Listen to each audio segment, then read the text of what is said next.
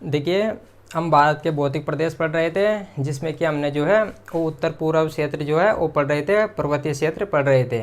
और जैसे हम जो है वो हिमालय की बात कर रहे थे, जिसमें कि हमने जो है हिमालय का जो जिसमें कि हिमालय जैसे हमने जो है हिमालय अलग अलग पार्टों में जो है अलग अलग भागों में बांटा था, जिसमें कि हमने जो है ट्रांस हिमालय तथा जो वृहत हिमालय या महान हिमालय वो पढ़ लिया था। और आज हम इस वीडियो में जो है वो बात करेंगे लघु हिमालय की। तो जैसे जो ग्रेट हिमालय है, जो महान हिमालय था, उसकी आकृति जो है वो इस तरह थी। यह है वृहत हिमालय या ग्रेट हिमालय।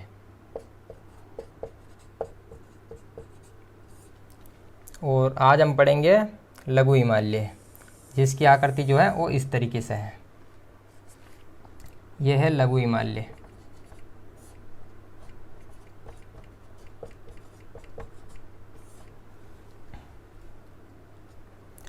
तो आज हम जो है वो हिमालय हमने 4 भागों में बांटा था। सबसे पहले ट्रांस हिमालय, उसके बाद जो ग्रेट हिमालय या महान हिमालय, इसके बाद जैसे लघु हिमालय, और इसके बाद जो आता है वो है शिवालिक। शिवालिक जो है वो सबसे नवीन है, जो कि सबसे लास्ट में उसका निर्माण हुआ है। तो सबसे पहले बात करें लघु हिमालय की। तो जैसे जो महान हिमालय है, जो वृहत हिमालय है तथा लघु हिमालय, इनके बीच में जो है वो बहुत सारी घाटियाँ पाई जाती है। जैसे बात करें जैसे कश्मीर घाटी,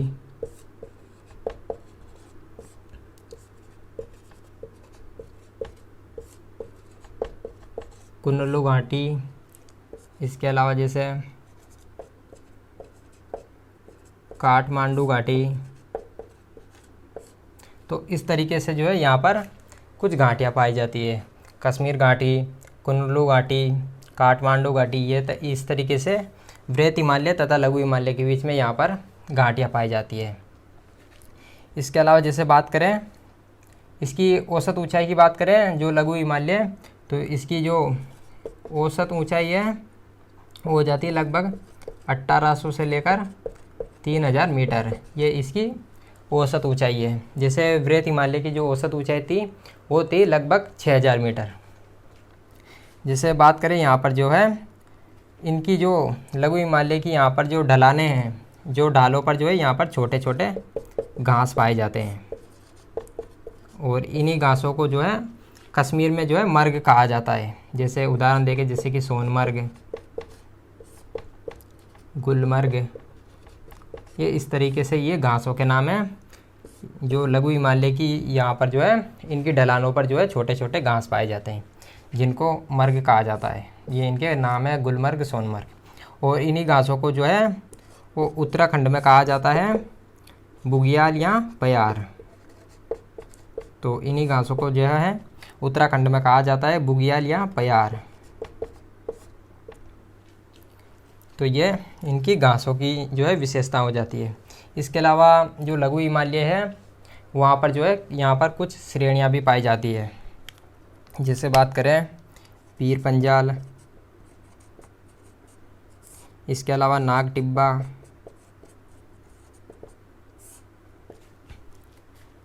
महाभारत, धौलाधर, इस तरीके से यहाँ पर जो है ये कुछ श्रेणियाँ पाई जाती है जो लघु हिमालय की है। तो ये था लघु हिमालय। अब हम बात करेंगे शिवालिक की।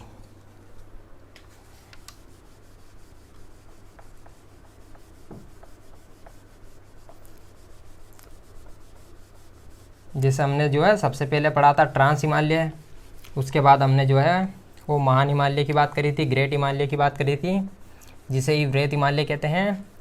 और अभी जो है हमने लघु हिमालय की बात करी, और अब हम बात करेंगे शिवालिक की, जो कि हिमालय का सबसे नवीनतम भाग है।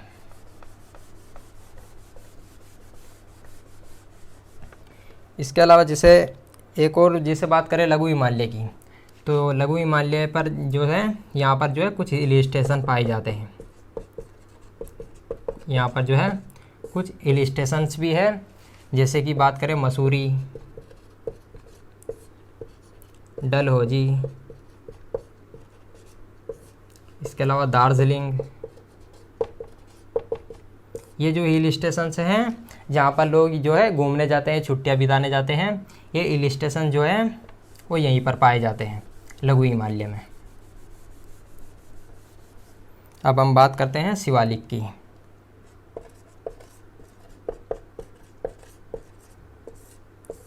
शिवालिक की औसत ऊंचाई की बात करें तो ये हो जाती है लगभग 1100 मीटर। और जैसे इसका विस्तार की इसके विस्तार देखा, शिवालिक का जो है विस्तार कहाँ से कहाँ तक है, तो पाकिस्तान में जो है एक पठार है पोटवार पठार, ये है पाकिस्तान में। पोटवार पठार से लेकर इसका विस्तार है अरुणाचल प्रदेश तक। जो शिवालिक है उसका विस्तार जो है पोटवार पठार पाकिस्तान से लेकर अरुणाचल प्रदेश में, इसका विस्तार यहाँ तक फैला हुआ है। विस्तार जैसे यहाँ पर जो है दर्रों की कमी है, जो दर्रे हैं आने जाने के रास्ते हैं, एक प्रमुख दर्रा है मोहन दर्रा। और मोहन दर्रा भी जो है इसकी ज़्यादा ऊंचाई नहीं है, ये बस नाम का दर्रा है, लोग जो है ऊपर से ही उछल कूद करके निकल जाते हैं। तो यहाँ पर एक दर्रा है मोहन दर्रा। और जैसे बात करें अरुणाचल प्रदेश की बात करें तो अरुणाचल प्रदेश जो है वो शिवालिक जो है वो वहाँ पर अरुणाचल प्रदेश में कुछ पहाड़ियों के रूप में फैला हुआ है, जैसे कि मिरी, मिसमी, अबोर, ये इस तरीके से जो है ये अरुणाचल प्रदेश में शिवालिक पहाड़ियों के रूप में फैला है। मिरी, मिसमी, अबोर, इस तरीके से ये फैला हुआ है। और तो ये जो है ये शिवालिक की बात थी। और जैसे बात करें ये जो है ये हिमालय का सबसे नवीन भाग है।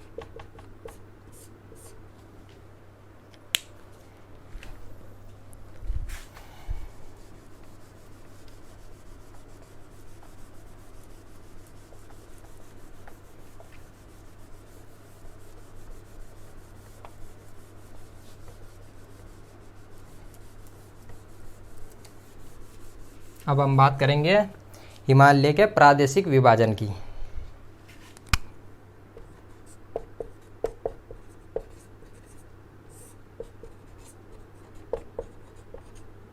तो अब जो है हिमालय का प्रादेशिक विभाजन जान लेते हैं। जैसे सबसे पहले जो है वो नक्शा बना लेते हैं भारत का।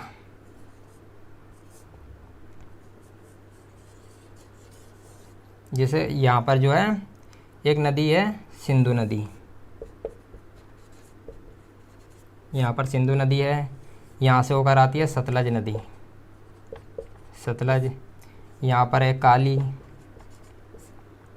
यहाँ पर है तीस्ता, और यहाँ से होकर आती है दिहांग नदी। ब्रह्मपुत्र नदी को ही जो है अरुणाचल प्रदेश में दिहांग नदी कहा जाता है। तो इन पांचों नदियों के आधार पर जो है हिमालय का प्रादेशिक विभाजन किया गया है।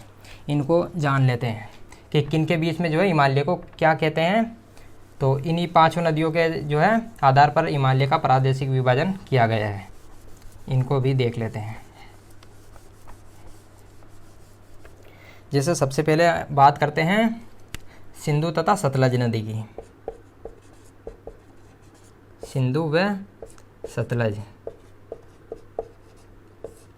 तो इनके बीच के जो सिंधु व सतलज के जो बीच का क्षेत्र है उसे हम नाम देते हैं कश्मीर या पंजाबी हिमालय, कश्मीर या पंजाबी हिमालय। और जैसे बात करें कश्मीर या पंजाबी हिमालय की, तो यहाँ पर जो चौड़ाई है वो सर्वाधिक है। यहाँ पर जो है चौड़ाई है वो हमें सबसे ज़्यादा देखने को मिलती है, लगभग 400 किलोमीटर तक। जैसे यहाँ पर जो है कश्मीर घाटी पाई जाती है, और कश्मीर घाटी में जो है वो करेवा मिट्टी पाई जाती है। करेवा मिट्टी, करेवा मिट्टी की खास बात है कि ये जो है ये केसर की खेती के लिए जानी जाती है। केसर की खेती करेवा मिट्टी में की जाती है। और करेवा मिट्टी का जो निर्माण है वो जो है जो हिमानी होती है, जो बर्फ़ होती है, उससे इस मिट्टी का निर्माण होता है। इसके अलावा ये क्षेत्र जो है वो जाफरान की खेती के लिए भी प्रसिद्ध है। यहाँ पर जो है जाफरान की खेती भी की जाती है। तो ये सिंधु व सतलज के बीच का क्षेत्र है कश्मीर या पंजाबी हिमालय। अब जैसे बात करें सतलज व तीस्ता की, सतलज व काली नदी की, तो सतलज व काली नदी के बीच का जो क्षेत्र है वो कहलाता है कुमायूं या गढ़वाल हिमालय। सतलज व काली के बीच का जो क्षेत्र है वो कहलाता है कुमायूं या गढ़वाल हिमालय। और यहाँ पर जो है बात करें लंबाई की, तो लंबाई यहाँ पर सबसे कम है, लंबाई सबसे कम। जैसे यहाँ पर जो है एक चोटी है नंदा देवी, और इसकी ऊंचाई लगभग 7817 मीटर। ये नंदा देवी जो है यहाँ का सर्वोच्च शिखर है, सर्वोच्च शिखर। तो सतलज व काली के बीच का क्षेत्र जो है वो कहलाता है कुमायूं या गढ़वाल हिमालय, और यहाँ पर लंबाई हमें सबसे कम देखने को मिलती है। अब जैसे काली व तीस्ता की बात करें, काली व तीस्ता के बीच के जो क्षेत्र है उसको कहा जाता है नेपाल हिमालय। इस क्षेत्र को जो है नेपाल हिमालय कहा जाता है। और बात करें यहाँ पर, तो यहाँ पर लंबाई जो है वो सबसे ज़्यादा देखने को मिलती है। तो लंबाई जो है हमें काली व तीस्ता के बीच के जो क्षेत्र है ये नेपाल हिमालय, यहाँ पर लंबाई जो है वो सबसे ज़्यादा देखने को मिलती है। और बात करें माउंट एवरेस्ट की, माउंट एवरेस्ट भी जो है वो इसी क्षेत्र में देखने को मिलती है, 8848 या 50।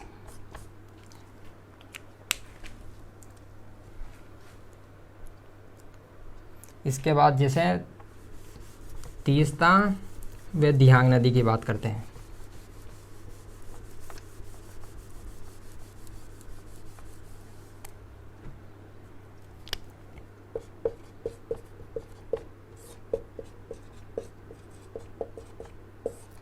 तीस्ता तथा दिहांग नदी के बीच के क्षेत्र को कहा जाता है असम हिमालय।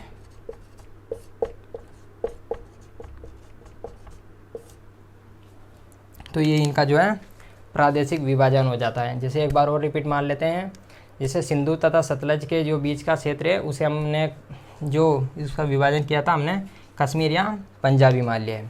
और जैसे बात करें सतलज व काली के बीच के क्षेत्र को जो है कुमायूं या गढ़वाल हिमालय कहा जाता है। और काली व तीस्ता के बीच के क्षेत्र को जो है नेपाल हिमालय, तथा तीस्ता व दिहांग के जो बीच का क्षेत्र है उसे हम असम हिमालय कहते हैं। तो ये इसका प्रादेशिक विभाजन था।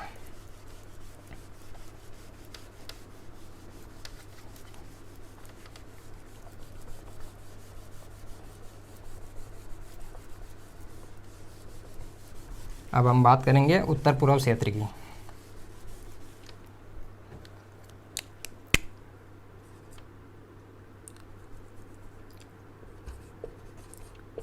जो पूर्वी क्षेत्र है उसको भी देख लेते हैं। जैसे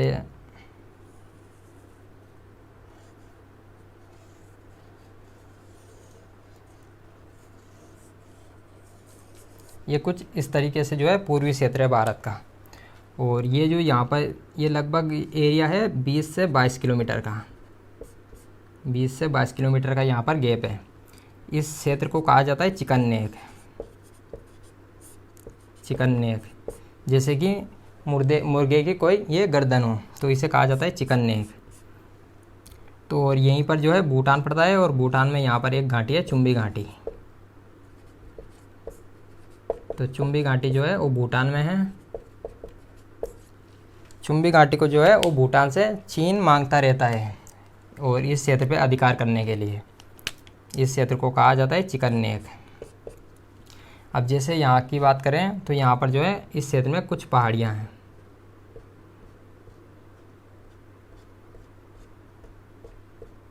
यहाँ पर जो है इस तरीके से कुछ पहाड़ियाँ हैं। जैसे एक एक करके लिख लेते हैं, जैसे डापला, मिरी, मिसमी, अबोर, ये पहाड़ियाँ हैं अरुणाचल प्रदेश में। इसके बाद जैसे बात करें पटकाई, नागा। पटकाई पहाड़ी जो है और अरुणाचल प्रदेश में भी फैली हुई है तथा नागालैंड में भी फैली हुई है, और जो नागा पहाड़ी है वो नागालैंड में स्थित है। इसके अलावा जैसे बात करें मणिपुर की पहाड़ी,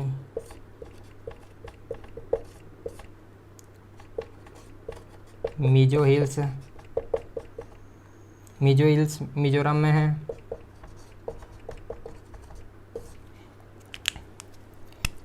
इसके अलावा जैसे बात करें त्रिपुरा की पहाड़ी,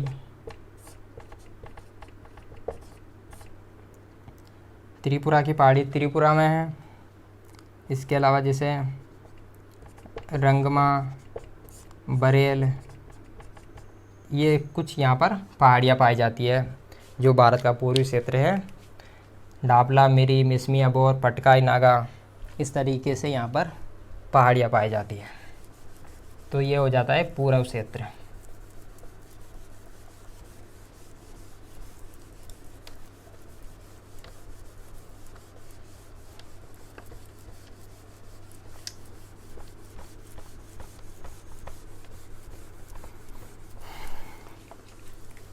तो हमने जो है जैसे हम हिमालय को पढ़ रहे थे, और हिमालय में हमने जो है वो ट्रांस हिमालय, बृहत हिमालय, लघु हिमालय तथा शिवालिक को जो है वो देख लिया।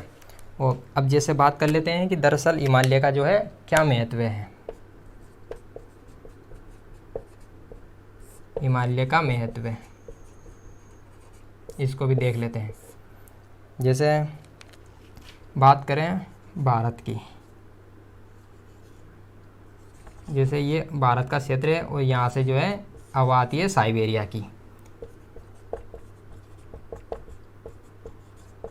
यहाँ पर जो है साइबेरिया की ठंडी हवाएं आती है, और यहाँ पर जो है हिमालय। तो ये हिमालय जो है वो साइबेरिया से जो है वो ठंडी हवाओं को रोकता है, भारत में जो है प्रवेश करने से रोकता है। तो इसका महत्व हो जाता है साइबेरिया से ठंडी हवाओं को रोकता है, साइबेरिया से आने वाली ठंडी हवाओं को रोकना।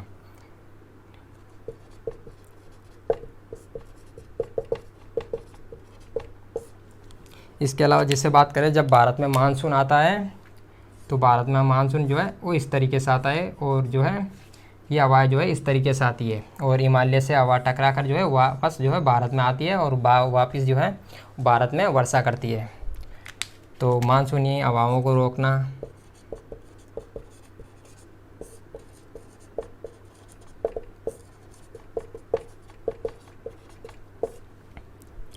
इसके अलावा जैसे बात करें ये जैव विविधता के लिए जो है महत्वपूर्ण है। यहाँ पर जो है वो बहुत ज़्यादा जैव विविधता पाई जाती है। इसके अलावा इसका जो है सामरिक महत्व है, और यहाँ पर जो है कई प्रकार की वनस्पतियाँ पाई जाती है, कई प्रकार की यहाँ पर जड़ी बूटियाँ पाई जाती है। सामरिक महत्व का मतलब होता है ये दुश्मनों से जो है हमारी रक्षा करता है। जैसे यहाँ पर जो है चीन है, तो चीन से हमारी रक्षा करता है। तो ये हिमालय का महत्व हो जाता है। तो हमने जो है वो भारत के जो भौतिक प्रदेश थे उनमें जैसे उत्तर पूर्व का क्षेत्र पढ़ लिया। इसके बाद हम बात करेंगे गंगा यमुना के विशाल मैदान की।